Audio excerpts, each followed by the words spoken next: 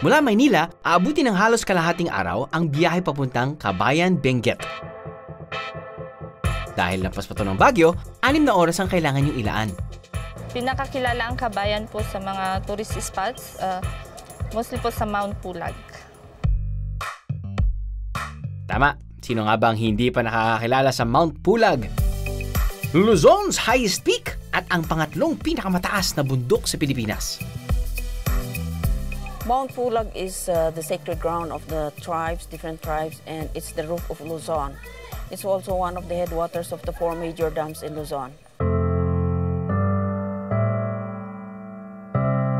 Itinuturing itong sagradong lugar ng mga katutubong tribo na nakatira sa paligid ng bundok, ang mga Kalunguya, Karaw, Ibaloy at Kangkanay. Dahil daw sa sobrang lapit nito sa langit, naniniwala sila na rito, maari na nilang makausap ang kanilang Diyos. Naniniwala silang sagrado ang pag-akyat dito. It's about 9 to 6.047 meters above sea level, as per assessment of the National Mapping Resources and Inventory Authority. Pulag is really high on the bucket list of mountaineers or hikers. The mere fact na siya na yung pinakamataas na pwede mong akyatin dito sa Luzon makes it a real priority for hikers here. Tsaka yung Mount Pulag, may easy trail eh. Lalo na yung company namin services a lot of beginner hikers. Isa tong Mount Pulag sa mga pinaka-attractive para sa kanila. Instagram-worthy photos. Easy trail. Ilan lang yan sa dahilan kaya dumami ang mga naingganyong umakyat dito.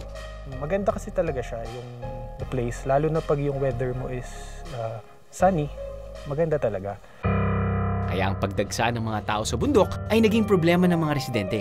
Years ago, in 1999, there were issues on non-reservation, unregulated transport.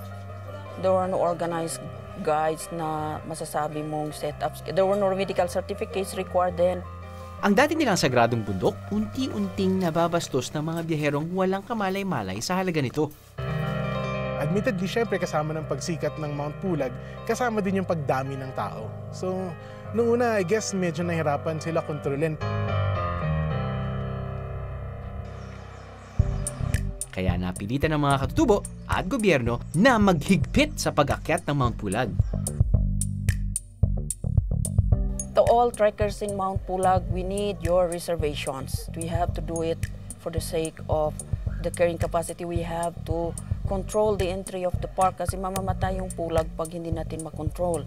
Lahat ng organizers ngayon, dapat may 12 participants per team para to give equal chances to other people. Nagre-require kami ng medical certificates. Everybody should be registered at the visitor center. At the same time, dapat may mandatory orientation po and registration sa office po. Pag hindi nila ginawa yun, baka mas madisgrasya lang yung mga magha-hike lalo. Kailangan ipa-recuperate naman natin yung bundok. Kasi pag masyadong na-abuse lang siya, mawawala rin siya. Hindi na magbe-benefit yung future generations natin. Mount Pulag is the second highest peak in the Philippines.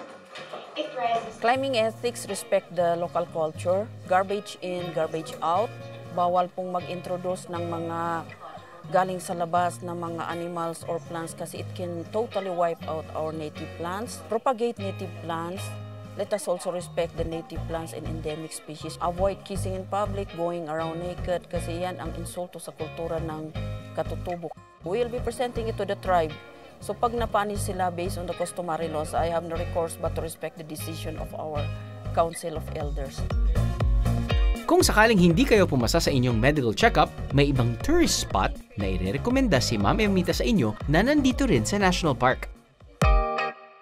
And then the northern side of the park is also beautiful, the mountain lakes. I advise those who are organizing trips to usher also their escorts doon sa northern side ng mountain lakes na pupuntahan po ninyo. Ang ganda din nun. Gustong malaman kung kaya nyo nga ba ang akyatan sa Mount Pulag? Itong first lake natin, tiyak na susubok sa tibay ng baga nyo. Ang Bulalakaw lang, lake is malapit lang yan sa road. So from the road is mga 3 minutes hike lang.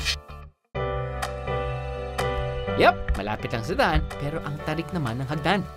Kaya hinga ng malalim bago umakyat. Tapos syempre, huwag niyong kakalimutang mag-exhale.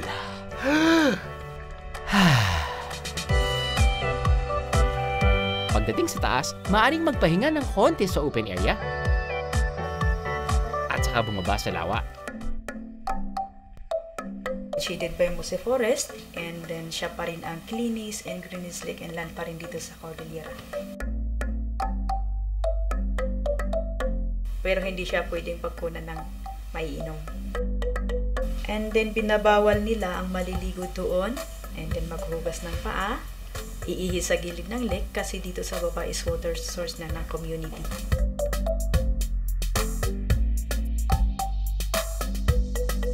Sinasabing ang lawa daw na to ang pinakamaganda sa Cordillera. Katunayan, 3 beses na itong nanalo ng Cleanest Lake sa Gawad Pangulo sa Kapaligiran Award. Hanep!